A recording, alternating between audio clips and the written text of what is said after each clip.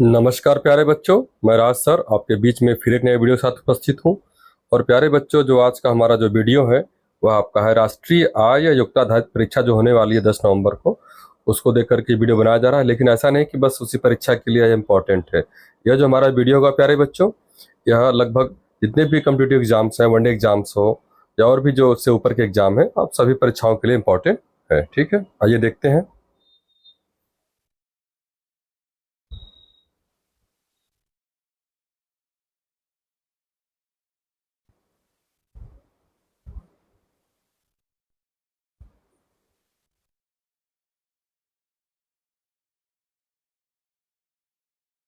चलिए देखते हैं हमारे प्यारे बच्चों।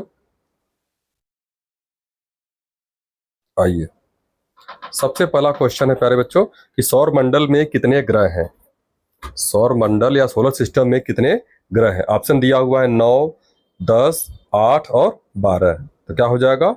सौर मंडल में कितने ग्रह हैं प्यारे बच्चों? क्या हो जाएगा? 8। कितने ग्रह हो जाएंगे? सौर मंडल में कितने ग्रह हैं? 8। पहले कितने ग्रह थे? 9 ग्रह थे। ठीक है, जो नेपच्यून नाम का ग्रह था अब उसे क्या कर दिया गया? हटा दिया गया। सौर मंडल में कितने ग्रह हैं? 8 हैं। आठों के नाम आपको मालूम होने चाहिए। ये आपका क्या हो गया? सन हो गया। ठीक है, जानते रहिए आप, ये क्या हो गया? सन हो गया। अब उसके बाद में सबसे पहला ग्रह कौन सा पड़ता है? उससे पहले बना लीजिए आप। बुध, शुक्र, पृथ्वी, मंगल, बृहस्पति, शनि, अरुण और वरुण। ठीक है, ये आपके 8 ग्रह हैं। सूर्य के सबसे पास में जो सबसे ग्रह होता है प्यारे बच्चों, उसको क्या बोलते हैं? सूर्य के जो सबसे पास में हो गया वो ग्रह, उसको क्या बोलते हैं? बुध बोलते हैं। क्या बोलते हैं? बुध ग्रह। ठीक है, बुध हो गया। फिर उसके ठीक बगल पे कौन सा होता है बच्चों? शुक्र ग्रह है। फिर क्या है? फिर पृथ्वी है। बुध, शुक्र, पृथ्वी, फिर ये क्या हो जाएगा? मंगल। मंगल ग्रह। फिर ये क्या हो जाएगा? बुध, शुक्र, पृथ्वी, मंगल। ये हो जाएगा फिर बृहस्पति। क्या हो जाएगा? बृहस्पति। फिर क्या हो जाएगा? शनि। फिर अरुण। फिर क्या हो जाएगा? वरुण। ठीक है, अरुण। और फिर क्या हो जाएगा? वरुण। तो इस तरीके से सौर मंडल में 8 ग्रह, बुध, शुक्र, पृथ्वी, मंगल, बृहस्पति, शनि, अरुण और वरुण। ठीक है बच्चों, सबसे अगर पूछेगा कि गर्म ग्रह कौन सा है, सबसे हॉटेस्ट कौन है, तो क्या बताएंगे? आपका शुक्र बताएंगे। जो शुक्र ग्रह है प्यारे बच्चों, ये क्या है? सबसे हॉट है, सबसे गर्म है। और शुक्र ग्रह को क्या बोलते हैं? मॉर्निंग स्टार या इवनिंग स्टार। शुक्र ग्रह को ही मॉर्निंग स्टार या इवनिंग स्टार या इसी को बोलते हैं सांझ का तारा या भोर का तारा। ठीक है, शुक्र ग्रह को। सबसे छोटा ग्रह बता दिए है आपका बुध ग्रह है। और सूर्य के सबसे क्या है, देख रहे हैं, नजदीक में सबसे है पृथ्वी। पृथ्वी को कौन सा ग्रह बोलते हैं? Green planet, blue planet. ठीक है, अच्छा, पृथ्वी को ब्लू प्लेनेट क्यों बोलते हैं? क्योंकि पृथ्वी का जो है अधिकांश भाग क्या होता है? पानी से घिरा हुआ है। पानी से घिरा हुआ है तो पानी क्या होता है, जब आप ऊपर से देखेंगे अंतरिक्ष से तो पानी नीला नीला दिखाई देता है। तो पृथ्वी को ब्लू प्लेनेट भी बोलते हैं, ब्लू प्लेनेट भी बोला जाता है। ठीक है बच्चों, याद रखिएगा पृथ्वी को। फिर इसके बाद क्या है? मंगल ग्रह। तो मंगल ग्रह को क्या बोलते हैं? लाल, लाल ग्रह भी बोला जाता है। मंगल ग्रह को रेड प्लेनेट या लाल ग्रह भी बोला जाता है। सबसे बड़ा ग्रह क्या है? बृहस्पति। सबसे बड़ा ग्रह क्या है? बृहस्पति। फिर है शनि, फिर आपका अरुण और फिर क्या है? वरुण। यम जो था उसे हटा दिया गया। ठीक है बच्चों, आशा करता हूं समझ में आ गया होगा। चलिए आगे देखते हैं। निम्नलिखित में से भी आकार की घाटी की उत्पत्ति के लिए उत्तरदायी है। किस आकार की घाटी के लिए बच्चों? भी आकार की घाटी के लिए उत्पत्ति के लिए क्या उत्तरदायी है? तो क्या बताएंगे? ये नदियां। एक्चुअली जब नदियां जब चलती हैं, ऐसे रेंजेज है, पहाड़ है, यहाँ से जब चलती हैं तो क्या करती हैं? पहाड़ों को काटती हुई चलती हैं, ऊंचे ऊंचे पहाड़ों को, पठारों को काटती हुई चलती हैं। तो इस प्रकार से जो आकृति बनती है, इस तरीके से भी टाइप की आकृति बन जाती है। तो वही कह रहा है निम्नलिखित में से भी आकार की घाटी की उत्पत्ति के उत्तरदायी कौन है? तो क्या बताएंगे? नदियां। नदियों के कटान के कारण ही भी आकार की घाटी का निर्माण होता है। ठीक है, भारत की निम्नलिखित नदियों में से कौन सी नदी, भारत की निम्नलिखित नदियों में से कौन सी नदी दक्षिण की गंगा के नाम से जानी जाती है? दक्षिण की गंगा के नाम से जानी जाती है। कृष्णा है, पैन गंगा है, नर्मदा है, गोदावरी है। इसका क्या हो जाएगा बच्चों उत्तर आपका? गोदावरी या कावेरी हो जाएगा। दक्षिण की गंगा किसे कहेंगे, गोदावरी या कावेरी को। ठीक है, आइए आगे देखते हैं। निम्नलिखित में से कौन भारत में सुंदर वन के रूप में जाना जाता है, क्या सा नाम है, सुंदर वन। ठीक है बच्चों, तो कौन भारत में सुंदर वन के नाम से जाना जाता है, ये कोड़धारी वन, घास के मैदान, कि पर्वतीय मैदान, कि मैंग्रोव। तो इसका आंसर क्या हो जाएगा, मैंग्रोव वन हो जाएगा। अब आप जानना चाहेंगे कि मैंग्रोव क्या होता है।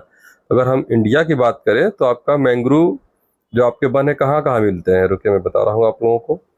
ये आपका इंडिया हो गया,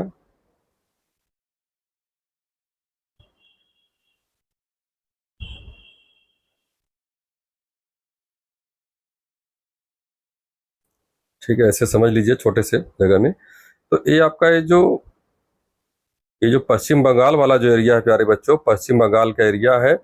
हाँ? और फिर इधर क्या है, बे ऑफ बंगाल है, ऐसे को बोलते हैं, पूरा ये बंगाल की खाड़ी है, बंगाल की खाड़ी है।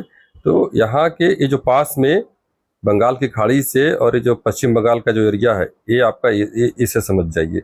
ये जो तटीय किनारा है जो जगह है, यहीं पर क्या होता है, बहुत मैक्सिमम क्या होती है, आर्द्रता पाई जाती है। यहाँ पर बहुत ज़्यादा आर्द्रता पाई जाती है, दलदली स्थान पाया जाता है, और मैंग्रोव के जो वन होते हैं, मैंग्रोव के जो वन होते हैं यहीं पर उगते हैं, इनमें जड़ें इसकी निकली रहती हैं। तो ये क्या करते हैं कि वहाँ की मिट्टी को कटान से बचाते हैं। तो कह रहा भारत में सुंदरबन के रूप में कहा जाना जाता है, तो क्या बताएंगे, मैंग्रोव वन।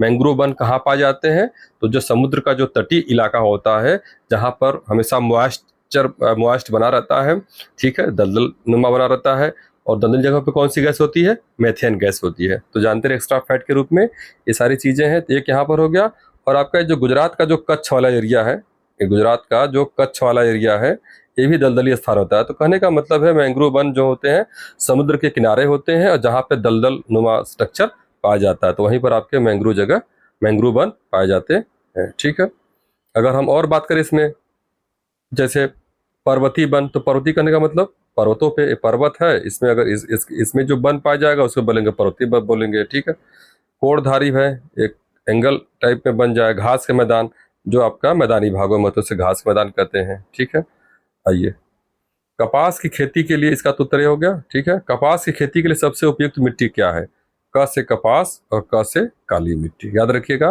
कपास की खेती के लिए सबसे उपयुक्त मिट्टी क्या है, काली मिट्टी है। ठीक है, आइए आगे देखते हैं।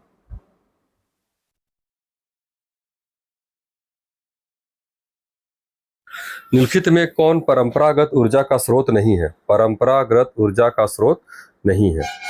कहने का मतलब है कि जो नेचुरल जो चीज़ है वह नहीं है, यही कहने का मतलब है।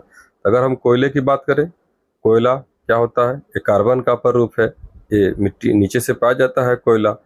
खुदाई जब हम करते हैं तो कोयला मिलता है। पेट्रोलियम भी आपके जो समुद्री जैसे मान लिया अगर हम गुजरात की बात कर ले, तो देखते हैं वहाँ का जो रीजन है लेफ्ट वेस्टर्न साइड का, तो वहाँ भी पानी समुद्र के नीचे से क्या होता है, ये पेट्रोलियम के भंडार पाए गए हैं। तो ये भी प्राकृतिक रूप से, और प्राकृतिक गैस CO+N2, ये भी हम जानते हैं, ये भी प्राकृतिक रूप से। लेकिन ये देख रहे हैं प्यारे बच्चों की जल विद्युत क्या है, परंपरागत ऊर्जा का स्रोत है। जल विद्युत क्या है, जल लेते हैं, इसके बाद फिर ये विद्युत बनाने के लिए ये अलग से कुछ ये उपकरण लगाते हैं जिस पर कि पानी गिरता है, फिर इस तरीके से मैकेनिकल एनर्जी यहाँ पे कार्य करती है, और करने के बाद तब क्या होता है, मुझे बिजली मिलती है। तो ये परंपरागत ऊर्जा का स्रोत नहीं है, बल्कि क्या है, ये गैर परंपरागत ऊर्जा का स्रोत है। ठीक है बच्चों, चलिए, तो इसका उत्तर जाएगा जल विद्युत। नागार्जुन सागर परियोजना, नागार्जुन सागर परियोजना जो है कि कहाँ पर स्थित है, नागार्जुन, ध्यान से देखिए, नागार्जुन में क्या छिपा हुआ है, नाग प्लस अर्जुन। अगर हम देखेंगे ऐसे याद करने के लिए मैं तोड़ के बनाया हूँ, नाग प्लस अर्जुन क्या हो जाएगा बच्चों, अर्जुन। ठीक है, तो अर्जुन आ रहा है। ठीक है, तो अर्जुन का संबंध किससे था, कृष्ण से। अर्जुन और कृष्ण का संबंध क्या है, इससे है ना, अर्जुन और कृष्ण का संबंध। तो कभी भूलिएगा मत, नागार्जुन सागर परियोजना पूछे कहाँ पर स्थित है, तो कृष्णा नदी पे, क्या हो जाएगा, कृष्णा नदी पे। नागार्जुन अर्जुन आ रहा है, तो क्या हो जाएगा, कृष्णा नदी पे। ऑप्शन गोदावरी नदी दिया हुआ, कावेरी दिया है, महानदी दिया, इसको देख के बिल्कुल घबराना नहीं है। नागार्जुन सागर परियोजना कहाँ पर स्थित है, कृष्णा नदी पर स्थित है। ठीक है, आइए आगे देखते हैं। दिन और रात बराबर होते हैं, दिन और रात बराबर होते हैं, कब होता है? 21 मार्च एवं 23 सितंबर, 22 दिसंबर एवं 21 जून, 23 मार्च एवं 21 जून, 6 दिसंबर और 4 जनवरी। तो क्या हो जाएगा प्यारे बच्चों? दिन और रात कब बराबर होते हैं? 21 मार्च और 23 सितंबर को होते हैं। कहने का मतलब यह है कि पूरे वर्ष में 365 दिन में 2 ही ऐसा दिन होता है जिसमें दिन और रात क्या होते हैं? बराबर होते हैं। तो याद कर लीजिए, 21 मार्च है, एक मार्च में है और एक सितंबर में है, एक मार्च में है और एक सितंबर में है, लेकिन 21 मार्च और 23 सितंबर। ठीक है। और ये जो घटना होती है, दिन और रात बराबर होने की जो घटना होती है प्यारे बच्चों, इसको क्या बोलते हैं? इक्विनॉक्स। क्या बोलते हैं? इसे बोलते हैं इक्विनॉक्स। दिन और रात बराबर होने की जो घटना होती है, इसे क्या बोलते हैं? इक्विनॉक्स बोलते हैं। इसका कहने का मतलब यह है कि ये आपका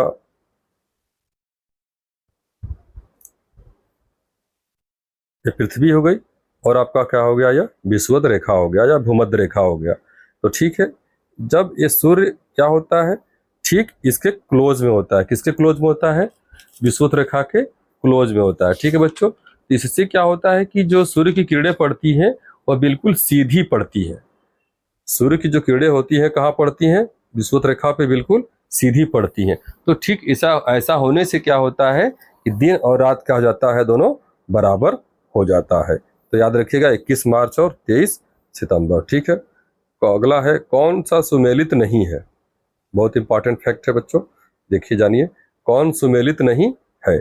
सोना, सोना, कोलार, बिल्कुल सही है। हीरा, पन्ना, ये भी सही है। सिंह भूमि, ये गड़बड़ है।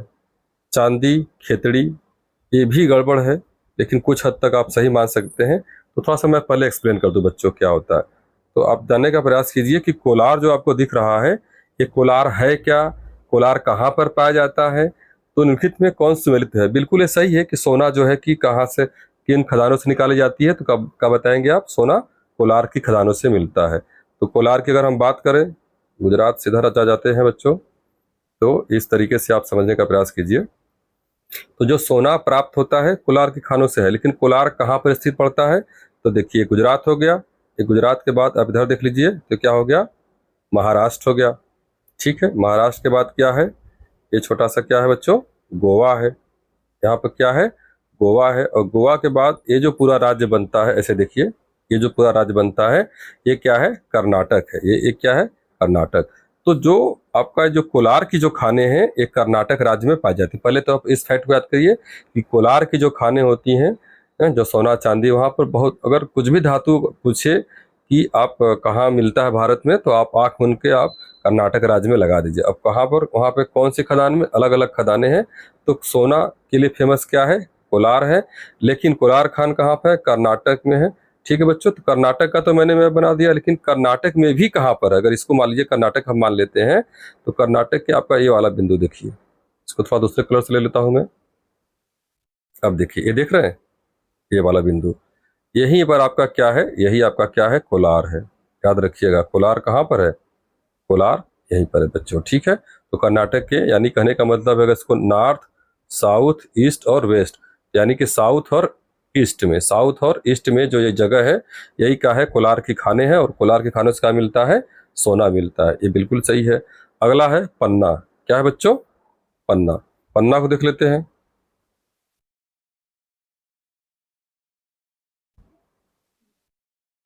हाँ, हीरा, हीरा कहाँ से मिलता है? पन्ना। तो पन्ना कहाँ पर पड़ता है? पन्ना एक्चुअली ये जो आपका है मध्य प्रदेश में। फिर हम डायग्राम बनाकर बताते हैं आपको। ये आपका क्या हो गया बच्चों? ये पूरा टोटल क्या हो गया? मध्य प्रदेश हो गया। ठीक है। तो मध्य प्रदेश, जो पहले पर जानिए कि पन्ना कहाँ पर स्थित है। तो पन्ना क्या बताएंगे आप? एमपी में है। कहाँ पर है? मध्य प्रदेश में। मध्य प्रदेश राज्य में पन्ना नामक जगह पाया जाता है। ठीक है।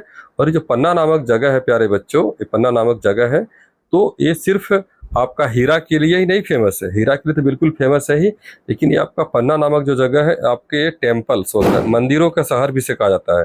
जैसे वाराणसी को कहा जाता है मंदिरों का शहर, ठीक उसी तरीके से जो पन्ना है आपका, ये पन्ना जो लिखा हुआ है मध्य प्रदेश से पाया जाता है, और इसे मंदिरों का शहर भी कहा जाता है। ठीक है। और यहीं पर पन्ना पर ही आपका पन्ना टाइगर रिजर्व भी है। क्या है बच्चों? पन्ना टाइगर रिजर्व, पन्ना टाइगर रिजर्व भी है। ठीक है, आइए आगे देखते हैं। अगला है तांबा के लिए लिखा है सिंह, सिंह भूमि। तो सिंह भूमि एक्चुअली ये गड़बड़ है। ठीक है बच्चों, सिंह भूमि कहाँ पड़ता है? झारखंड में पड़ता है। ये क्या पड़ता है? झारखंड। सिंह भूमि कहाँ पड़ता है? झारखंड में पड़ता है। और स्पेशली किस के लिए है? लौह अयस्क के लिए। किसके लिए? याद रखिएगा आप लोग, लौह अयस्क मतलब लोहे के लिए। ठीक है, जो सिंह भूमि है कहाँ पर है? झारखंड में है। और किसके लिए है प्यारे बच्चों? लौह अयस्क के लिए फेमस है। ठीक है, जानते रहिए। ठीक है, और इसका लोकेशन कहाँ पर है? अगर लोकेशन देखना चाहते तो लोकेशन भी देख लीजिए कहाँ पर है। ये आपका हो गया। ठीक है, और इस तरीके से प्यारे बच्चों बन गया। तो ये आपका यूपी हो गया, यूपी हो गया। इधर आपका क्या हो गया? इधर आपका बिहार हो गया। और बिहार के ठीक नीचे क्या है? बिहार के ठीक नीचे जो आपका राज्य लगा हुआ है, यही क्या है? आपका झारखंड है। ठीक है बच्चों, चलिए आगे देखते हैं। नेक्स्ट है खेतड़ी। खेतड़ी कहाँ पर पड़ता है? खेतड़ी, खेतड़ी देख लीजिए।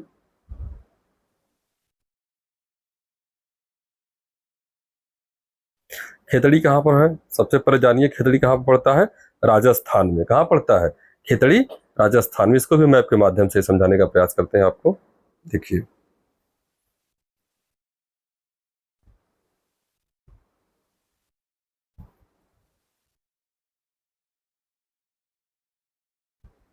ये जो इलाका प्यारे बच्चों राजस्थान है। क्या है?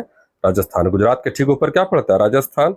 राजस्थान के फिर ऊपर क्या पड़ता है? आपका पंजाब है। ठीक है, इसको मैप आप सामने रख करके देखेंगे तो समझ आएगा। तो खेतड़ी पहले पहले तो जानिए कि खेतड़ी पहले किस राज्य में पड़ता है। तो क्या बताएंगे? आर से मैं पूरा नहीं लिख रहा हूँ, समझिएगा। कहाँ पर पड़ता है? राजस्थान। राजस्थान के भी कहाँ पर है? झुंझुनू जिले में। क्या होता है प्यारे बच्चों? झुंझुनू। झुंझुनू, ये झुंझुनी जो पकड़ता हम लोग को नहीं, ये झुंझुनू जिला है। कौन? और ये कहाँ पड़ता है? ये राजस्थान के इस वाले बेल्ट पे, ये देख रहे हैं, ये आपका खेतड़ी यहीं पे पड़ता है। इसको के से मैं लिख देता हूँ, खेतड़ी। और ठीक है, और खेतड़ी याद करिएगा, खेतड़ी। तो तारंत त से आप समझ जाइए तांबा। एक्चुअली जो खेतड़ी का जो संबंध है वो राजस्थान राज्य के झुंझुनू जिले के में खेतड़ी आपका नामक जो है जगह पाया जाता है। जहां से किसका उत्पादन किया जाता है? तांबे का। याद रखिए, खेतड़ी, तांबा, राज्य राजस्थान, जिला झुंझुनू। ठीक है, और लोकेशन यहाँ पे। ठीक है बच्चों, समझ में आ गया होगा। चलिए, तो इसमें जो उत्तर इसका दिया हुआ है बच्चों, इसका जो उत्तर दिया है ये तांबा दिया हुआ है। क्या दिया हुआ है? इसका उत्तर जो है ये तांबा दिया हुआ है। लेकिन सिंह भूमि याद रखिएगा कि लोहा के लिए ज्यादा फेमस है। खेतड़ी क्या है? तांबे के लिए। ये दोनों पे थोड़ा डाउट है, अब इसको समझ लीजिएगा। ठीक है, आइए आगे चलते हैं।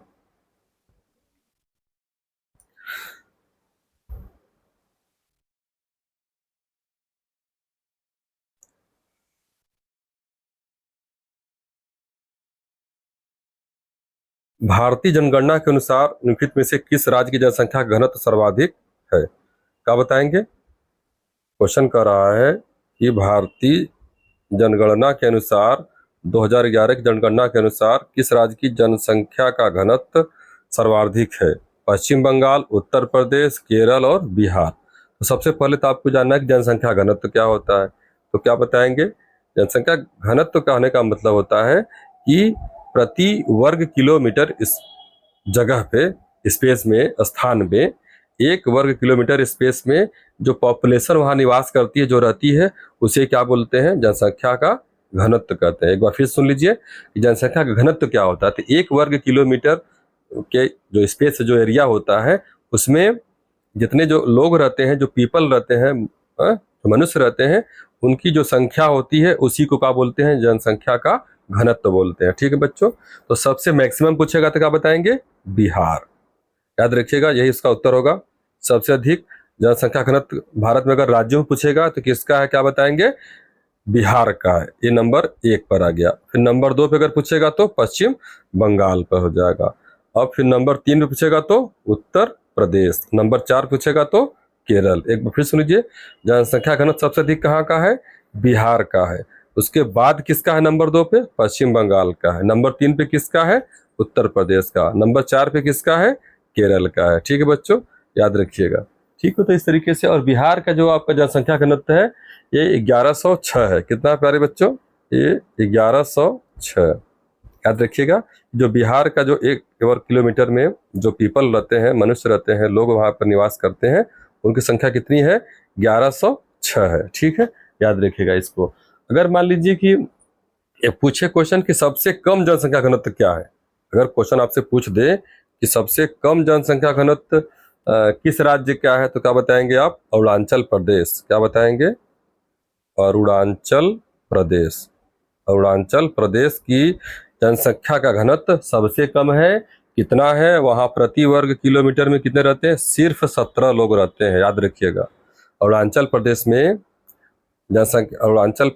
जनसंख्या का घनत्व भारत में सबसे कम है, और वहां प्रति वर्ग किलोमीटर में कितने लोग निवास करते हैं? ओनली 17। ठीक है। अगर मान लीजिए इसकी बात कहें कि केंद्र शासित प्रदेशों की बात करें वहां पर, तो one and only that is Delhi. क्या हो जाएगा? दिल्ली में सबसे ज्यादा जनसंख्या घनत्व, केंद्र शासित प्रदेश की बात हो रही है, तो दिल्ली में क्या हो जाएगा? सबसे ज्यादा हो जाएगा। और वहां पे कितनी है? 11,320 लोग रहते हैं। अब समझ जाइए, 1 वर्ग किलोमीटर में 11,320 लोग रहते हैं। तो यूनियन टेरिटरी की बात करेगा तो सबसे मैक्सिमम कहाँ पर हो जाएगा? दिल्ली में। ऐसे सिर्फ स्टेट की बात करेगा तो बिहार में नंबर 1, फिर 2 पश्चिम बंगाल, फिर उत्तर प्रदेश, फिर केरल। इस तरीके से आप इसको समझ लीजिएगा। ठीक है बच्चों। आइए, निम्नलिखित में खरीफ की फसल कौन सी है? अब देखिए, खरीफ की फसल पूछ रहा है, रबी की फसल, खरीफ की फसल, जायद की फसल, आप पहले से पढ़ते हुए चले आ रहे हैं। तो सबसे पहले जानिए कि खरीफ की फसल क्या होती है। तीनों फसलों के बारे में बता देता हूँ, उनका क्या टाइमिंग होता है, कैसे क्या होता है, इसके बाद आप जानिएगा। तो जो खरीफ की फसल होती है प्यारे बच्चों, इसे मानसून की फसल भी कहते हैं। कैसी फसल बोलते हैं? मानसून। मानसून की फसल बोलते हैं। ठीक है। मानसून की फसल, मानसून कहने का मतलब क्या हो गया? वर्षा से हो गया। किससे हो गया बच्चों? वर्षा से हो गया। ठीक है। तो कहने का मतलब हो गया कि जो खरीफ की फसल होती है मानसून या वर्षा की फसल से माना जाता है। कब इसकी फसल को लगाया जाता है? तो जून और जुलाई में। क्या हो जाएगा बच्चों? ये आपका जून और जुलाई में जो आपकी खरीफ की फसल है उसको लगाई जाती है, और अक्टूबर में इसको क्या कर लिया जाता है? अक्टूबर में इसको कट कर लिया जाता है। ठीक है। चलिए आगे देखते हैं। और इसके एग्जाम्पल कौन कौन से? चावल है, मक्का है, बाजरा है। जो आपका खरीफ की फसल है इसके एग्जाम्पल क्या क्या हो जाएंगे? चावल हो जाएगा, चावल या धान जिसको बोलते हैं, चावल है, मक्का है, बाजरा है, दालें हैं, सोयाबीन है, मूंगफली है। ये सभी क्या है प्यारे बच्चों? खरीफ की फसल है। ठीक है। आइए, इस तरीके से अब हम देख लेते हैं दूसरा और भी। खरीफ की फसल हो गया। अब थोड़ा हम रबी की फसल के बारे में जान लेते हैं। क्या जान लेते हैं? रबी की फसल के बारे में। ठीक है। रबी की फसल क्या होती है? तो रबी की फसल सबसे पहले कहाँ कब हो जाती है? सर्दियों में। कब हो जाती है?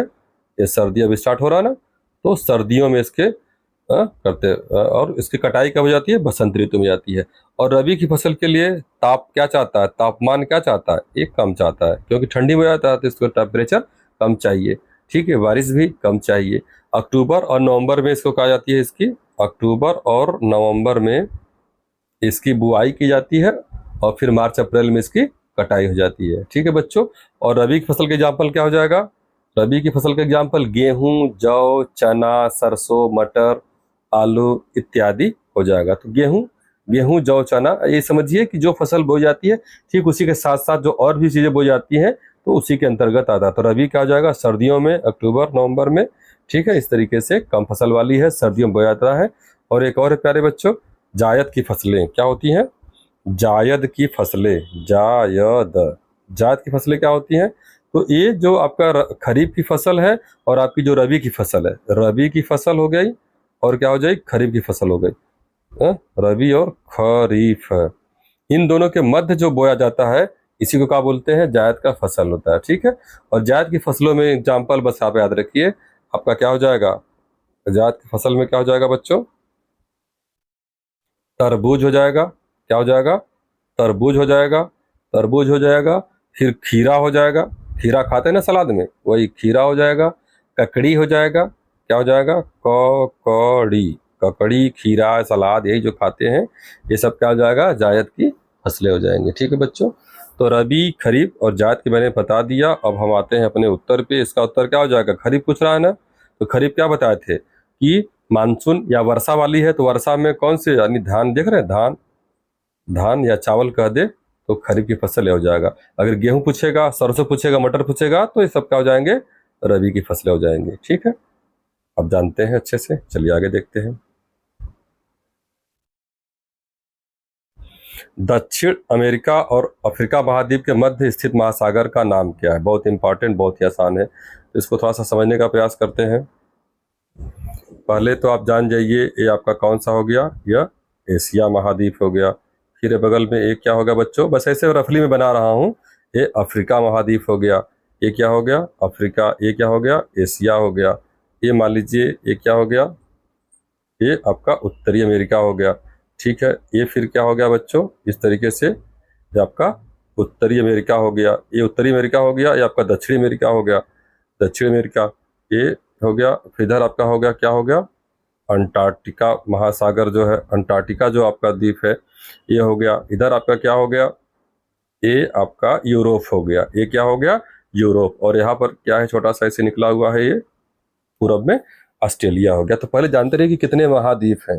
ठीक है, तो आपका एशिया हो गया, अफ्रीका हो गया, एशिया, अफ्रीका, यूरोप, यूरोप, फिर नॉर्थ अमेरिका और साउथ अमेरिका, साउथ अमेरिका, और ये क्या हो गया, अंटार्कटिका महाद्वीप, ये हो गया। तो इसी के नाम पे आपके महासागरों के भी नाम है। तो क्वेश्चन हमसे पूछ रहा है कि दक्षिण अमेरिका, देखिए नॉर्थ अमेरिका ऊपर है और ये क्या हो गया, साउथ अमेरिका हो गया।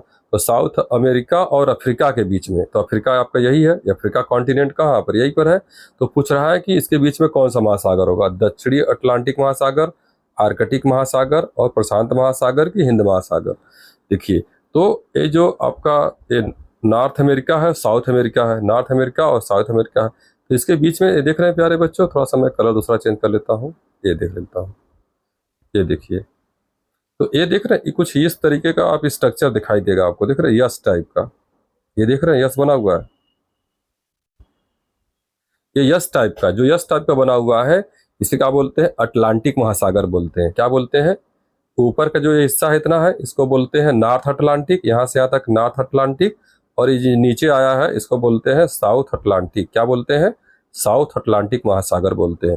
तो साउथ अटलांटिक महासागर तो साउथ अमेरिका और किसके बीच में जाएगा, ये आपका अफ्रीका महाद्वीप है, अफ्रीका महाद्वीप। एशिया, एशिया तो देखिए यहाँ पर है, तो आपका अफ्रीका और साउथ अमेरिका के बीच में कौन सा महासागर हो जाएगा, दक्षिण अटलांटिक महासागर।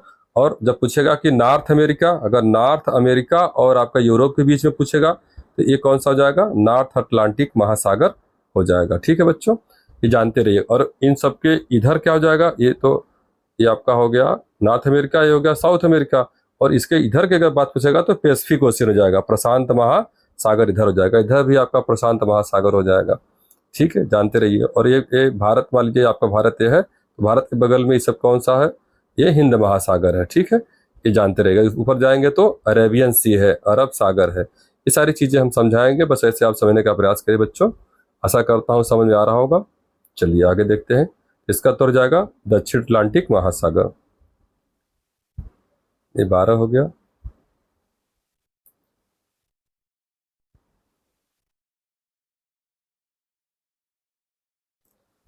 हाँ, बड़ा आसान सा प्रश्न है। भारत का राष्ट्रीय पुष्प कौन सा है, तो आप जानते हैं कमल। गेंदा, सूरजमुखी, गुलाब है ही नहीं, तो राष्ट्रीय फूल क्या है, भारत का राष्ट्रीय पुष्प क्या है, कमल। और ये बीजेपी का क्या है, चुनाव चिन्ह भी है बच्चों। ठीक है, जानते रहिए। आइए आगे देखते हैं। विश्व में कुल कितने महाद्वीप हैं, विश्व में कितने महाद्वीप हैं, अभी मैं चर्चा किया हूँ इसके पहले वाले प्रश्न में। ठीक है, एक बार फिर से चर्चा कर लेता हूँ। कितने महाद्वीप हैं, तो क्या बताएंगे आप, क्या बताएंगे, 5 है कि 9 है कि 7 है कि 6 है, तो क्या बताएंगे, 7 महाद्वीप है। ठीक है, कौन कौन से एक बार फिर से देख लेते हैं। ये आपका हो गया एशिया महाद्वीप, इधर क्या हो गया बच्चों, ऐसे निकला हुआ ऑस्ट्रेलिया हो गया। फिर इधर कौन सा हो गया, ये मान लेते हैं अफ्रीका हो गया। इधर कौन सा हो गया, ये यूरोप हो गया। ये पूरा इस तरीके से, ये कौन सा हो गया बच्चों, ये आपका उत्तरी अमेरिका हो गया। फिर इधर आपका क्या हो जाएगा, इधर इधर फैला हुआ पूरा ब्राजील और सब है ना, इस तरीके से ये आपका साउथ अमेरिका हो गया, और ये आपका क्या हो गया, अंटार्कटिका महाद्वीप हो गया। ठीक है, इस तरीके से। तो 1 1 2 3 4 5 6 और ये 7 हो जाएगा। तो इनका क्रम भी जानते रहिए। अगर पूछेगा कि सबसे बड़ा महाद्वीप क्या हो जाएगा, तो क्या बताएंगे, एशिया। एशिया महाद्वीप यही है, एशिया महाद्वीप क्या है, सबसे बड़ा महाद्वीप है। ठीक है। अब दूसरे नंबर पे क्या आता है, तो दूसरे नंबर पे यही है आपका, इसको क्या बोलेंगे बच्चों, अफ्रीका महाद्वीप। क्या बोलेंगे, एशिया, फिर दूसरे के नंबर पे आ जाएगा अफ्रीका, और तीसरे नंबर पे क्या हो जाएगा, नॉर्थ अमेरिका। क्या हो जाएगा, उत्तरी अमेरिका। तो इसी क्रम में भी जाते रहिए कि महाद्वीप कितने, तो छोटा सा सवाल है कि विश्व में कितने महाद्वीप है, आप बताएंगे 7। एकदम लड्डू सवाल है। लेकिन इसके बारे में और अगर डीप में पूछता है तो आप इसको बताइएगा, इसका क्रम पूछ दे तो नंबर 1 पे सबसे बड़ा महाद्वीप कौन सा है, एशिया हो जाएगा। फिर नंबर 2 पे पूछे, वो नंबर 2 पूछ ले तो आप क्या बताएंगे, अफ्रीका। नंबर 3 में पूछे तो आप क्या बताएंगे, उत्तरी अमेरिका। नंबर 4 पे पूछेगा तो क्या बताएंगे, दक्षिणी अमेरिका बताएंगे। और नंबर 5 पूछेगा तो क्या हो जाएगा, अंटार्कटिक महाद्वीप। ये पूरा एक बर्फ की सिल्ली टाइप का है, आप समझते रहिए, बहुत मोटी सी चादर है, ये साउथ में है, तो हो जाएगा अंटार्कटिक महाद्वीप। ये 5वें नंबर पे। और 6ठे नंबर पे क्या हो जाएगा, यूरोप। और 7वें नंबर पे क्या हो जाएगा, ऑस्ट्रेलिया। AUSTRIA जगह नहीं बेटा, इसलिए दे रहा हूँ, तो समझते रहिएगा। तो सबसे बड़ा महाद्वीप आपका हो जाएगा एशिया, सबसे छोटा क्या हो जाएगा, ऑस्ट्रेलिया हो जाएगा। और सब पूछ ले, चाहे उल्टा सीधा जैसे पूछ ले, अब बता देते हैं। तो क्या हो जाएगा, महाद्वीप कितने जाएंगे, 7 हो जाएंगे। उत्तर उत्तर भारत में गर्मी के मौसम में चलने वाली हवाओं को क्या कहते हैं। उत्तर भारत में, नॉर्थ इंडिया में गर्मी के मौसम चलने वाली हवाओं को क्या कहते हैं, काल बैसाखी, पछुआ हवाएं, व्यापारिक हवाएं, लू, या क्या कहते हैं। तो इसका उत्तर क्या जाएगा बच्चों, लू हो जाएगा। हम अच्छे से परिचित हैं। लू हवाएं जो चलती हैं, लू किस तरीके से चलता है, देखते हैं कितने खतरनाक तरीके से लू आपका चलता है। आप मालूम होगा लू को, इसमें धूल भरी आंधी होती है। लू में क्या होता है, धूल भरी आंधी होती है, शुष्क होता है, बहुत ही टेम्परेचर वाला जो उस समय तापमान होता है, लगभग आपका मान लीजिए कि 45 से लेकर के 50 डिग्री सेल्सियस तक तापमान होता है लू में। तो उत्तरी भारत में गर्मी के मौसम में चलने वाली हवा को क्या बोलते हैं, लू कहते हैं। ठीक है।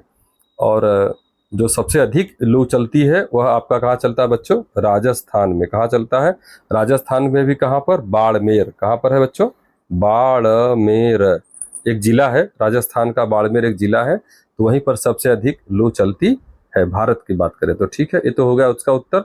लेकिन थोड़ा सा हम समझने का प्रयास करेंगे कि व्यापारिक हवाएं क्या होती हैं, काल बैसाखी क्या होता है, पछुआ हवाएं क्या होती हैं। ठीक है, तो सबसे पहले हम लोग समझने का प्रयास करते हैं बच्चों, व्यापारिक हवाएं क्या समझने का प्रयास करते हैं, ये जान जाइए कि व्यापारिक हवाएं क्या होती हैं। तो व्यापारिक हवाएं कहने से, आप समझने से पहले आप इस तरीके से एक मैप थोड़ा सा समझिए। ये पूरी पृथ्वी हमारी हो गई, इसको बोलेंगे नॉर्थ पोल। क्या बोलेंगे, नॉर्थ पोल। और इसे क्या बोलेंगे, साउथ पोल। या हिंदी में बोलेंगे उत्तरी ध्रुव। क्या बोलेंगे, नॉर्थ पोल, उत्तरी ध्रुव। ऐसे देखो बेटा, जगह कम है, मैं बोल दे रहा हूँ, आप लोग समझते रहिएगा। उत्तरी ध्रुव, दक्षिणी ध्रुव हो गया ना। तो मैं बात कर रहा हूँ व्यापारिक पवनों या व्यापारिक हवाओं के बारे में बात कर रहा हूँ। ठीक है। और ये भी हम जानते हैं कि ये कौन सा रेखा है, विषुवत रेखा है। 0 डिग्री अक्षांश, इसी को बोलते हैं ना, 0 डिग्री अक्षांश जो रेखा होती है, इसी को क्या बोलते हैं, विषुवत रेखा या भूमध्य रेखा। विषुवत रेखा या भूमध्य रेखा यही होती है। तो यहाँ से कहने का मतलब, हम ऊपर तरफ, ये आपका उत्तरी ध्रुव और आपका क्या हो गया, दक्षिणी ध्रुव हो गया। नॉर्थ पोल, साउथ पोल हो गया, और इसे बोलते हैं ठीक है, विषुवत रेखा या भूमध्य रेखा। तो इस भूमध्य रेखा से इस तरीके से देखिए क्या होता है कि ये आपका धीरे धीरे आप ऊपर बढ़ेंगे, जैसे 1 2 3 ऐसे करके जब हम ऊपर तरफ जाते हैं तो आपका 30 डिग्री, ये मान लीजिए आपका यहाँ पर आके कितना हो गया, 30 डिग्री। कितना हो गया, 30 डिग्री नॉर्थ, 30 डिग्री नॉर्थ और 30 डिग्री साउथ। भाई मैं लिख नहीं रहा हूँ, समझिएगा ऐसे, 30 डिग्री साउथ, ये जो आपका आ रहा है यहाँ पे 30 डिग्री नॉर्थ, 30 डिग्री उत्तरी अक्षांश और 30 डिग्री दक्षिणी अक्षांश। ये समझिए, ये आपका यहाँ पर 30 है, यहाँ पर भी क्या है, 30 है। तो यहाँ से यहाँ तक बच्चों, इसके बीच में भूमध्य रेखा से 30 डिग्री उत्तरी अक्षांश और भूमध्य रेखा से 30 डिग्री दक्षिणी अक्षांश तक ये जो हवाएं चलती हैं इन्हें क्या बोलते हैं? व्यापारिक हवाएं बोलते हैं। एक बार फिर समझिएगा, व्यापारिक हवाएं क्या कहते हैं? तो व्यापारिक हवाएं जब विषुवत रेखा से या भूमध्य रेखा से 30 डिग्री अक्षांश तक उत्तरी, 30 डिग्री अक्षांश तक उत्तरी अक्षांश तक और 30 डिग्री साउथ, 30 डिग्री अक्षांश दक्षिणी, ठीक है, यहाँ तक जो हवाएं चलती हैं उन्हीं हवाओं को क्या बोलते हैं? व्यापारिक हवाएं बोलते हैं, या उसी को उष्णकटिबंधी हवाएं भी बोलते हैं, ठीक है, उष्णकटिबंधी पूर्वी हवाएं भी बोलते हैं। और ये जो हवाएं होती है प्यारे बच्चों, ये कहाँ चलती हैं? पूरब से पश्चिम की तरफ चलती हैं। ये देख रहे हैं इस तरीके से, पूरब से पश्चिम तरफ, ऐसे जानते होंगे आप, इधर उत्तर होता है, इधर दक्षिण होता है, इधर पूरब होता है, इधर पश्चिम होता है, तो मालूम होगा आपको। तो जो व्यापारिक हवाएं होती, व्यापारिक पवनें होती हैं, ये आपका पूरब से, इनका चलन कैसे होता है? पूरब से पश्चिम की तरफ होता है, ठीक है।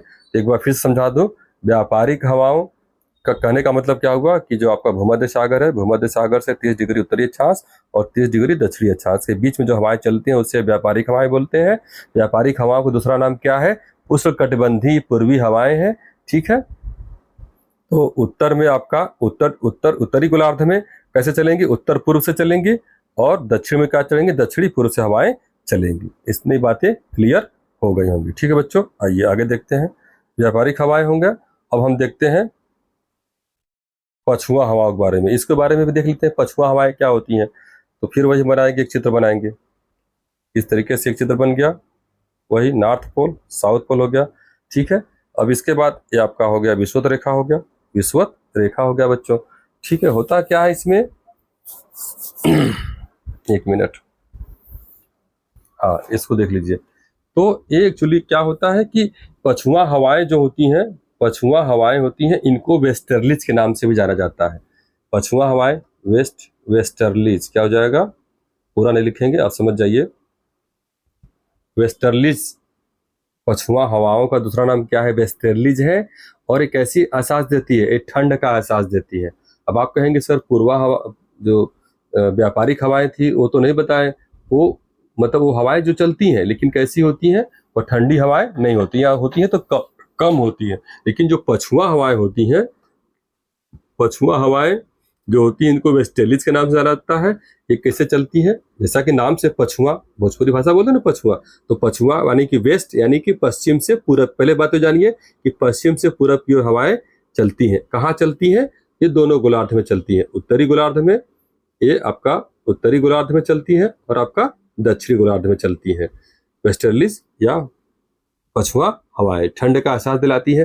ठंड का एहसास इसलिए दिलाती है क्योंकि जब ये आती हैं तो ये अपने बीच में ऐसे सिर्फ मैदानी भागों से नहीं आती है, बल्कि ये आपका हिमालयी रीजन से या और भी जो बीच में आपके रीजन पड़ते हैं, जो माउंटेन पड़ते हैं, ये वहाँ से टकराते हुए आती हैं। ये हवाएं वहाँ से टकराते हुए आती हैं। तो निश्चित रूप से जब ये बर्फ से टकराएंगी, बर्फ से यहाँ पर वहाँ पे जो शीत है, जो नमी है, उससे टकराते हुए आएंगी, तो हवा गर्म तो आएगी नहीं। तो इसीलिए जो पछुआ हवाएं होती हैं, एक ऐसा एहसास हमको ठंड का एहसास दिलाती हैं। किसका दिलाती है एहसास? ये ठंड का एहसास दिलाती हैं, ठीक है। हिमालय से टकरा करके ये सभी आती हैं, ठीक है बच्चों। इसमें और भी चीज़ों को जानिए क्या क्या कहना चाह रहा है। इसमें और एक चीज़ें होती हैं कि आपका ये फिर से समझिए, फिर से बनाना पड़ेगा इसको। ये देख लीजिए, नॉर्थ पोल साउथ पोल, ठीक है। ये आपका हो गया, ये आपका हो गया उत्तरी गोलार्ध, इधर हो जाएगा, दक्षिणी गोलार्ध होगा। इसी में एक और 2-3 टर्म आते हैं। गरजती चालीसा क्या होता है? गरजती चालीसा। तो मान लीजिए भूमध्य रेखा हो गई आपकी, या विषुवत रेखा हो गई। इसके बाद ये आपका एक और हम 3 इसे खींच देते हैं, 1 2 और 3, ठीक है। दूसरा कलर ले लेते हैं, चलिए, हाँ चलिए। तो ये आपका मान लीजिए कि आपका 40 हो गया, 40 डिग्री, ये हो गया 50 डिग्री, और क्या हो गया ये 60 डिग्री। ये ऐसे यहाँ से 0 डिग्री से लेकर के यहाँ तक पूरा 90 होता है। तो हम 40, 50, 60 ले रहे हैं। इसका लेने का हमारा कारण है, जो 40 आपका है, तो कहने का मतलब है उत्तरी गोलार्ध की नहीं बात कर रहा हूँ, ये मैं सिर्फ दक्षिणी गोलार्ध की बात कर रहा हूँ। तो इसमें क्या होता है कि इसमें जो ऐसी हवाएं जो कहाँ चलती हैं? दक्षिणी गोलार्ध में चलती हैं, ठीक है। और दक्षिणी अक्षांश में कितने पर? 40 40 डिग्री दक्षिणी अक्षांश पे जो हवाएं चलती हैं तो उसको बोलते हैं गरजती गरजती चालीसा बोलते हैं। ये 40 डिग्री वाली जो चलती है इसको क्या बोलते हैं? गरजती गरजती चालीसा। क्या हो जाएगा बच्चों? चालीसा। इसके बारे में जानते रहिए कि गरजती चालीसा क्या होता है। ये हवा का ही नाम है, ये बहुत गरज के साथ चलती है। कहाँ चलती है? उत्तरी ध्रुव में कि दक्षिणी ध्रुव में? तो आप बताएंगे दक्षिणी ध्रुव में चलती है। दक्षिणी ध्रुव में किस अक्षांश पे? तो क्या बताएंगे? 40 डिग्री, 40 से 50 डिग्री, 40 से 50 डिग्री के बीच में आपका गरजती चालीसा चलती है। अब एक है प्रचंड पचासा। क्या नाम है बच्चों? प्रचंड, प्रचंड मैं लिख नहीं पाऊंगा, आप सुन लीजिए ध्यान से। प्रचंड पचासा, प्रचंड पचासा है। तो जैसा नाम से मालूम है प्रचंड पचासा, तो पचासा कहाँ चलेगी? 50 डिग्री जो आपका अक्षांश है, ये जो आपका 50 जो डिग्री अक्षांश है, दक्षिणी अक्षांश है, यहीं पर कौन चलेगी? प्रचंड पचासा। और 60 डिग्री अक्षांश पे कौन चलेंगे? 50 पे प्रचंड पचासा, 40 पे गरजती चालीसा और 60 पे चीखती साठा। 60 पे क्या हो जाएगा? चीखती, चिखना चिल्लाना होता है ना, तो चीखती साठा। क्या हो जाएगा? साठा। प्रचंड, प्रचंड, प्रचंड पचासा, गरजती चालीसा और चिखती साठा, ये इत्यादि तरीके से बच्चों होता है। ठीक है, सब जानते रहिए। ये सब ध्रुवों की ओर हवाएं जैसे आएंगी उस तरीके से क्या हो जाता है? वह अस्थिर होती जाती हैं। अगला है काल बैसाखी। क्या है बच्चों? ये काल बैसाखी कर रहा है, तो काल बैसाखी करने का क्या मतलब हुआ? ये स्थानीय तूफानी हवाएं होती हैं, ये स्थानीय तूफान हवाएं होती हैं। और ये मान लीजिए आपका हो गया, ये पश्चिम बंगाल हो गया। तो ये कह रहा है कि ये एक्चुअली जो काल बैसाखी हवा होती है स्थानीय होती हैं, स्थानीय तूफानी हवाएं होती है, बहुत तेज चलती हैं। और ये कहाँ पर सबसे अधिक आती है? बंगाल में। कहाँ पर आती है? बंगाल में सबसे अधिक आती हैं काल बैसाखी हवाएं आती हैं। गर्म और शुष्क स्थानीय हवाएं होती हैं। ये जो लोकल यहाँ का जो लोकल यहाँ पर ऐसे मान लीजिए कि लोकल हवा है, ऐसे देखिए, चलिए इसको ले लेते हैं। ये जो लोकल यहाँ की हवा है बच्चों, ये लोकल हवा हो गई। तो लोकल हवा गर्म और शुष्क होगा। ठीक है, गर्म और शुष्क हवा हो गई। और इसके बाद बगल में ही आपका है आर्द्र समुद्री हवाएं हैं, ये आपका है ना बे ऑफ बंगाल, ये बगल में है बे ऑफ बंगाल है। तो यहाँ से कैसी हवाएं उठेगी? यहाँ से ऊपर की तरफ कौन सी हवा उठेगी? आर्द्र समुद्री हवाएं उठेंगी। और यहाँ पर क्या था? गर्म और शुष्क हवाएं थी। तो ये दोनों आपस में क्या मिलेंगी? ये दोनों आपस में मिल करके मूसलाधार वर्षा कराती हैं। कैसी वर्षा कराती हैं? मूसलाधार वर्षा कराती है। तो इन हवाओं को क्या बोलते हैं? विभिन्न प्रकार के तूफान भी आते हैं, जो आप देखते होंगे तरह तरह के नाम आपको न्यूज चैनल में देखने को मिल जाते हैं। तो यही है आपका। तो कहाँ पर आती है? बंगाल में आती है। काल बैसाखी स्थानीय गर्म हवाएं होती हैं और समुद्र की जो आर्द्र समुद्री हवाएं होती हैं, दोनों मिल करके मूसलाधार वर्षा कराती हैं। और ये कहाँ पर आता है? बंगाल में अधिक करके आता है, तो इसको बोलते हैं काल बैसाखी। ठीक है, लेकिन इसका उत्तर क्या था बच्चों? जो अभी हमने चर्चा किया था, इसका उत्तर कि चलने वाली हवा क्या बोलते हैं? लू। बता दिया हूं मैंने, सबको चर्चा कर लिया, ताकि आप अगर परीक्षा में कुछ भी पूछे तो कम से कम आप इसको जानते रहिए। नेक्स्ट है नीलगिरी पर्वत श्रेणी का ऊंचा शिखर क्या है? बहुत इंपॉर्टेंट है। नीलगिरी पर्वत का सबसे ऊंचा पर्वत शिखर क्या है? ये इसका उत्तर हो जाएगा डोडा बेटा। क्या हो जाएगा? डोडा बेटा। लेकिन उससे काम नहीं बनने वाला है, आपको जानना पड़ेगा कि नीलगिरी पर्वत कहाँ पर है, कैसे है, कंचनजंगा कहाँ पर है, गुरु शिखर कहाँ पे है, पारसनाथ कहाँ पर है। जब हम चारों ऑप्शन को अच्छे से समझेंगे, जानेंगे, तब जाकर के मेरा कंप्लीशन निकलेगा बच्चों। सिर्फ इसका उत्तर पढ़ लेने से, जैसे अन्य लोग पढ़ाते हैं नीलगिरी पर्वत का सबसे ऊंचा शिखर डोडा बेटा। बेटा ऐसे काम नहीं होगा, डोडा बेटा यहाँ पर लिखा हुआ है, ऐसे सलेक्शन नहीं होना है। अब जो पेपर सेटर है चालाक हो चुके हैं, तो आपको अच्छे से उसके कॉन्सेप्ट को पढ़ना पड़ेगा। चलिए कॉन्सेप्ट देखते हैं ध्यान से, कैसे बता रहा हूं मैं।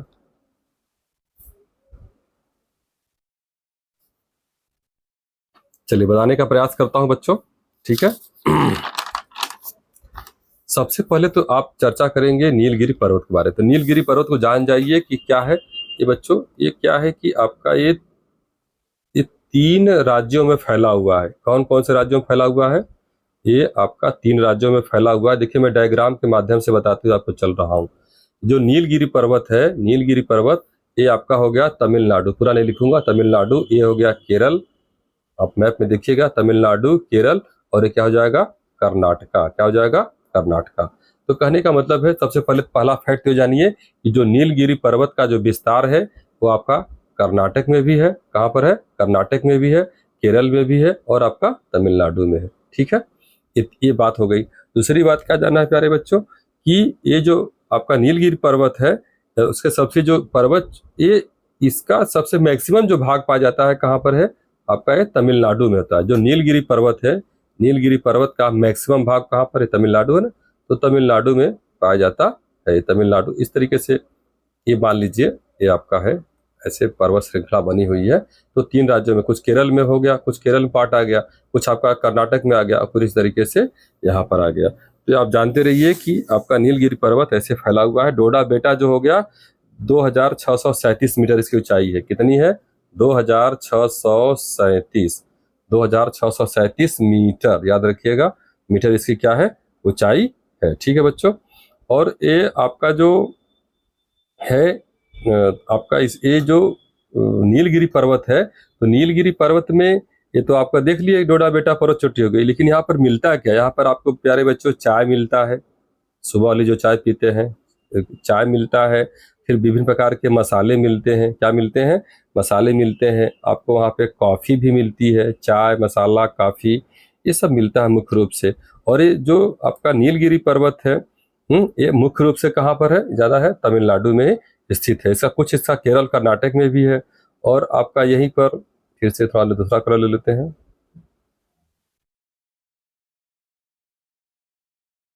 चलिए, तो इसका कुछ हिस्सा में आप ऊटी का नाम सुने होंगे। क्या सुने होंगे बच्चों, ऊटी। ऊटी एक बहुत ही पर्यटन स्थल है। शादी के बाद आप जाइएगा, जब जॉब वॉब लग जाएगी, तो ऊटी जो है आपका बहुत ही दर्शनीय रमणीय स्थल है, घूमने टहलने लायक जगह है। आप जाइए, नीलगिरी पर्वत में ही आपको पड़ता है। कौन सा जगह है, पर्यटन स्थल है ऊटी।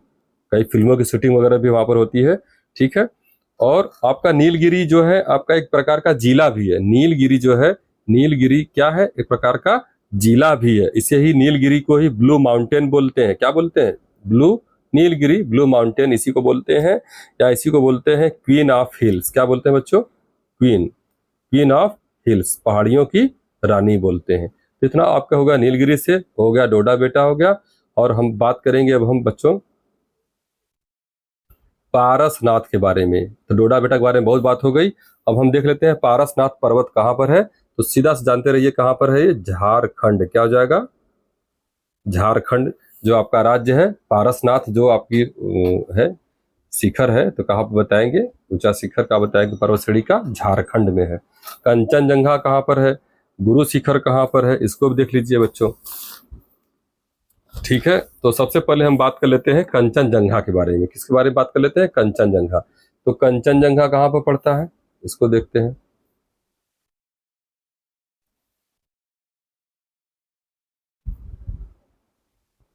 चलिए ठीक है।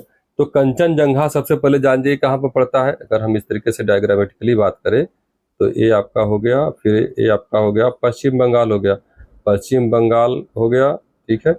पश्चिम बंगाल के बाद इधर जब चलेंगे बच्चों, ये लास्ट वाला जिला हो गया ना, लास्ट के बाद फिर आपका ये सिक्किम पड़ता है। क्या पड़ता है, सिक्किम। ठीक है। तो सिक्किम में ही ये क्या है, ऊंची ऊंची पहाड़ियां हैं। तो जो आपका जो कंचनजंगा है, कंचनजंगा पर्वत, और इधर क्या हो जाएगा, इधर आपका ऐसे देखिए नेपाल, नेपाल है इधर, इधर आपका नेपाल है, इधर आपका क्या है, सिक्किम है। तो नेपाल और आपके सिक्किम दोनों में पड़ता है जो कंचनजंगा पर्वत है बच्चों। इसका विस्तार आपके कुछ जो इसका भाग है, आपका कुछ भाग नेपाल में पड़ता है, लेकिन मैक्सिमम भाग कंचनजंगा पर्वत कहाँ पड़ता है, सिक्किम में पड़ता है। सिक्किम राज्य में, भारत का राज्य सिक्किम है, वहां पे पड़ता है। ठीक है। आइए आगे देखते हैं। और ये क्या है, थर्ड हाईएस्ट माउंटेन है। ये कैसा माउंटेन है, ये थर्ड हाईएस्ट माउंटेन है। हाईएस्ट माउंटेन मतलब पूरे विश्व की तीसरी सबसे ऊंची पर्वत चोटी कौन सी है, आपका कंचनजंगा। पूरे विश्व की तीसरी सबसे ऊंची पर्वत चोटी कौन सी है, कंचनजंगा है। नंबर 1 पे कौन सा है, ये भी लगे हाथ बता दूं, नंबर 1, नंबर 2, नंबर 3। नंबर 3 तो बता दिया कंचनजंगा है। ठीक है। तीसरी, नंबर 1 वर्ल्ड वाइड है, सब लोग जानते हैं, माउंट एवरेस्ट। कौन सा है बच्चों, माउंट एवरेस्ट है। और इसका कितना है, 8,848 मीटर है। ठीक है। और माउंट एवरेस्ट को ही नेपाल में क्या कहते हैं, सागर माथा कहते हैं। क्या कहते हैं, सागर माथा। देखो जगह बच्चों नहीं बोर्ड रहा तो मैं पढ़ाता अच्छे से, अभी बोर्ड लेने वाला हूँ। सागर माथा। ठीक है। तो नंबर 1 पे कौन सा माउंट हो गया भाई पर्वत श्रेणी? माउंट एवरेस्ट हो गया। कितनी आपकी ऊंचाई है? तो क्या बताएंगे? 8,848 मीटर है। और इसी माउंट एवरेस्ट को ही नेपाल में सागर माथा के नाम से जाना जाता है। ठीक है, माउंट एवरेस्ट नाम कैसे पड़ा? तो एक ब्रिटिश सर्वेयर थे। कौन थे बच्चों?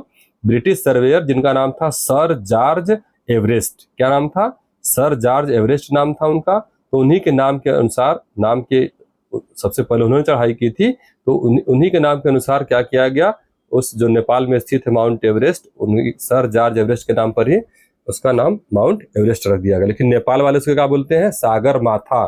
सागर माथा नंबर 1। नंबर 2 पे क्या हो जाएगा? K2 Godwin Austen. क्या हो जाएगा? K2 Godwin. K2 गॉडविन, मैं बोल रहा हूँ लिख नहीं पाऊंगा, जगह कम है। K2 गॉडविन ऑस्टिन हो जाएगा। ठीक है बच्चों। और नंबर 3 पे कंचनजंगा। कंचनजंगा कहाँ पर है? सिक्किम में है। ठीक है, तो क्वेश्चन जब पूछे भारत का सबसे ऊंचा पर्वत शिखर कौन सा है, तो क्या बताएंगे? कंचनजंगा। क्वेश्चन बनेगा कि भारत का सबसे ऊंचा पर्वत शिखर कौन सा है, तो क्या बताएंगे? कंचनजंगा। ठीक है, और आगे देखिए क्या है, अगला है गुरु शिखर। क्या है? ये आपका गुरु शिखर। गुरु शिखर कहाँ है? अरावली की जो पहाड़ियां है, इसे देखिएगा। ये गुजरात से शुरू होती है, गुजरात से लेकर के आपका दिल्ली हो गया, तो गुजरात से दिल्ली तक आप फैला हुआ है। ये बहुत पुरानी पर्वत श्रृंखला है प्यारे बच्चों, ये इस तरीके से है। तो ये आपका राजस्थान से भी होकर जाता है। ये राजस्थान के सिरोही जिले से होकर जाता है। तो ये जो गुरु शिखर है बच्चों, गुरु शिखर क्या है? ये आपका अरावली पर्वत श्रृंखला का ही एक भाग है, जो सबसे ऊंची चोटी है। कहाँ पाई जाती है? ये आपके राजस्थान में। राजस्थान के किस जिले में? सिरोही जिले में। किस जिले में? सिरोही जिले में। ठीक है, याद रखिएगा।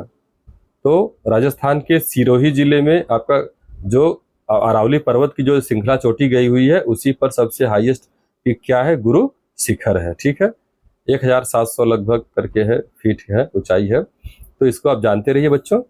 ये हो गया, कंचनजंगा के बारे में बता दिया, डोडा बेट्टा के बारे में, पारसनाथ कहाँ पर है? झारखंड में है, गुरु शिखर राजस्थान में है। ठीक है, और किसका पार्ट है ये? आपका अरावली जो पर्वत श्रृंखला जो है, जो कि अब बहुत बूढ़ी हो चुकी है, पुरानी हो चुकी है, सबसे पुरानी पर्वत श्रृंखला है, तो उसको बोलते हैं अरावली। अरावली का ये भाग है। तो इस तरीके से है बच्चों। ठीक है, आगे आगे देखते हैं। जनगणना के अनुसार उत्तर प्रदेश का लिंगानुपात क्या होता है? लिंगानुपात सबसे पहले जान जाइए कि 1000 पुरुषों पे 1000 पुरुषों पे महिलाओं की संख्या कितनी है? लिंगानुपात कहने का मतलब हो गया बच्चों कि 1000, लिंगानुपात कहने का मतलब हो गया कि प्रति 1000 पुरुषों पे जो फीमेल होती हैं, महिलाओं की संख्या कितनी है, उसी को बोलते हैं लिंगानुपात। 1000 पुरुषों पे फीमेल की या स्त्रियों की संख्या कितनी होती है, उसी को क्या बोलते हैं? लिंगानुपात बोलते हैं। अगर मैं भारत की बात करूं तो क्या हो जाएगा? भारत की बात करूं तो 940 हो जाएगा। भारत का 2011 का जो आपका जनगणना हुआ था, उसके अनुसार मैं बात करूं तो भारत का लिंगानुपात क्या है? 940 है। लेकिन भारत का नहीं पूछा है, सवाल में उत्तर प्रदेश का पूछा है। तो उत्तर प्रदेश का कितना हो जाएगा? 912 हो जाएगा। 912 कहाँ पर है? यहाँ पर है। ठीक है बच्चों, तो इस तरीके से ये हो गया। एक लास्ट क्वेश्चन और है, देख लेते हैं।